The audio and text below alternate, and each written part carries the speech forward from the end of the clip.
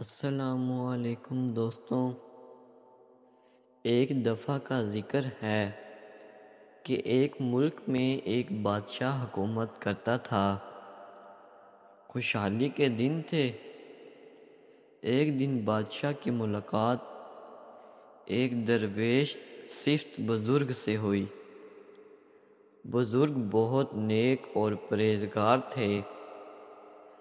بادشاہ ان سے بہت عزت سے پیش آیا اور ملاقات کے آخر میں اس نے فرمائش کی کہ مجھے کوئی ایسی چیز، تعویذ، وظیفہ وغیرہ لکھ کر دیں جو انتہائی مشکل میں میرے کام آئے۔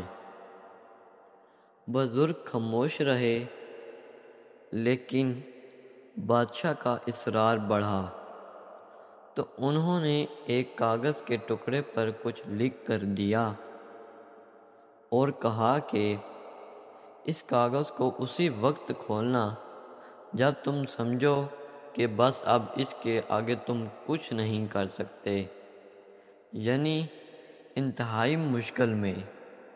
قدرت کا کرنا ایسا ہوا کہ اس ملک پر حملہ ہو گیا اور دشمن کی فوج نے بادشاہ کی حکومت کو الٹ پلٹ کے رکھ دیا۔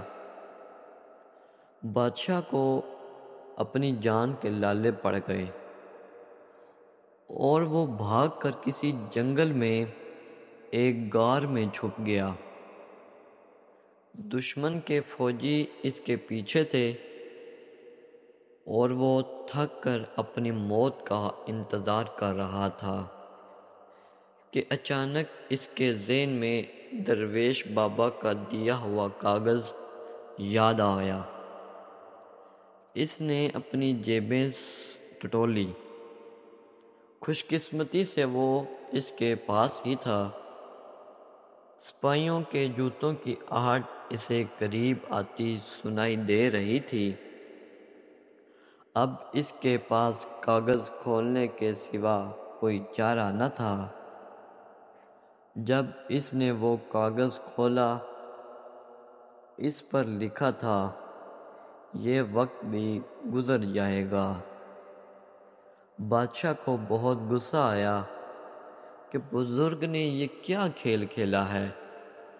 کوئی اس میں عزم ہوتا یا کوئی سلیمان ورد، لیکن افسوس وہ کچھ نہیں کر سکتا تھا۔ اس نے تحریر کو دوبارہ پڑھا، دوبارہ پڑھا۔ کچھ دیر تو بادشاہ سوچتا رہا، غور کرتا رہا کہ کیا کرے۔ پھر آخر اس نے اپنی تلوار اٹھائی اور سپاہیوں کا انتظار کرنے لگا۔ سپاہی آئے، اس نے مقابلہ کیا اور وہ بچ نکلا۔ اس کے بعد ایک لمبی داستان ہے کہ وہ کس طرح کسی دوسرے ملک میں گیا، وہاں اس نے اپنی فوج کو اکٹھا کیا، اسے ہتھیاروں سے لیس کیا اور آخر کار ایک وقت آیا کہ اس نے اپنے ملک واپس لے لیا اور پھر سے اپنے تخت پر جلوہ نشین ہوا۔ اس کی بہادری کے قصے دور دور تک مشہور ہو گئے اور رعایا میں اس کا خوب تذکرہ ہوا۔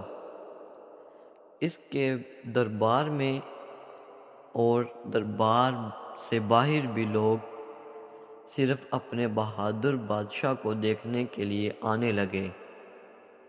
اتنا بول بالا دیکھ کر بادشاہ کے دل میں غرور ہوا اور وہ اپنی شجاعت پہ اور سلطنت پہ تھوڑا مغرور ہوا ہی تھا کہ اچانک اس کے دل میں وہ بزرگ کا لکھا ہوا فقرہ آیا کہ یہ وقت بھی گزر جائے گا۔